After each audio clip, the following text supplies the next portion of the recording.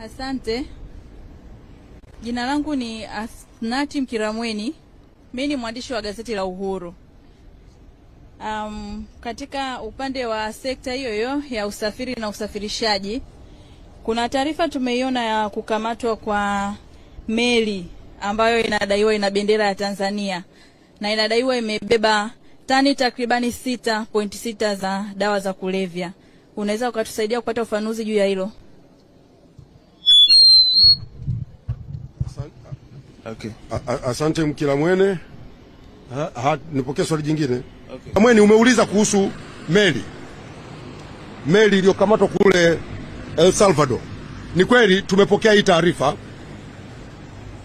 na baada ya kutazama katika takwimu zetu tumebaini kwamba ni meli ambayo imesajiliwa kule Zanzibar, na wenzetu wamesajili hii meli kupitia wakala naitwa Konarina.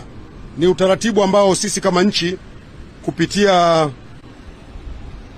kwenye shirika lile la meli duniani sisi ni wanachama. Kwa wenzetu Zanzibar walisajili hii meli kupitia kwa wakala, kwa sababu kiutaratibu ni kwamba ukiwa kwenye lile shirika ile International Maritime Organization una uwezo wa kuwa na mawakala mbalimbali ambao watakusaidia kusajili meli katika maeneo mbalimbali.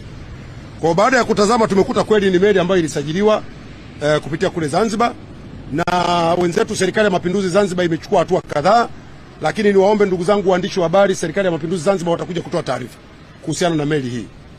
Lakini kwa haraka, ili watu wasiendelee kupata upotoshaji, ziko hatua ambazo zimechukuliwa mara moja, kwa sababu meli hizi zikiwa zinasajiliwa kwenye nchi yako sio kwamba inatoka hapa.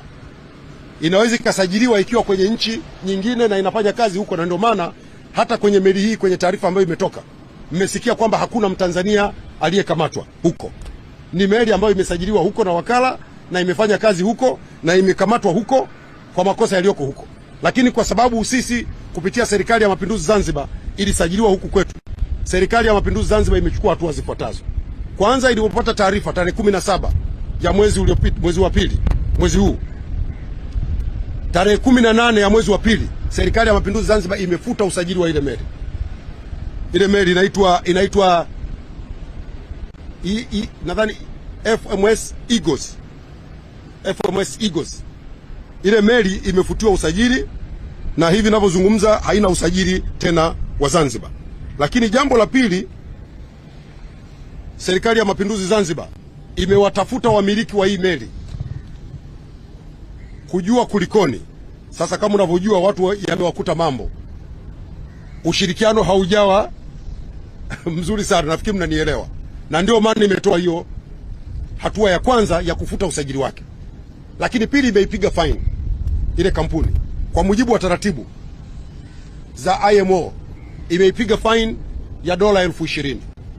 Jambo la tatu, inaendelea kufanya mawasiliano kupitia wizara yetu ya mambo ya nje ili kuondokana na utambuzi wowote wa meli hii kimataifa.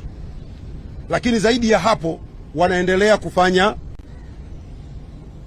tathmini ya mawakala wote ambao wameingia nao mkataba wa kusajili meli, ili wale ambao ni wababaishaji waondolewe kwenye orodha ya usajili. Kwa hiyo hizo ni hatua ambazo Serikali ya Mapinduzi Zanzibar imezifanya kwa haraka, angalau Watanzania mjue kwamba kwanza ni kweli meli iliyosajiliwa imesajiliwa Tanzania, lakini ni meli ya nje ya nchi na ilikuwa inafanya kazi huko nje ya nchi.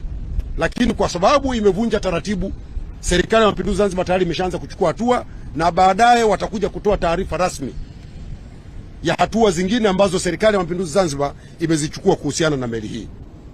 Lakini ni meli ambayo ilikuwa na wageni, haikuwa na Mtanzania hata mmoja. Sasa ndugu zangu, maswali hayo nimeyajibu, sasa ni matano. Pote jingine.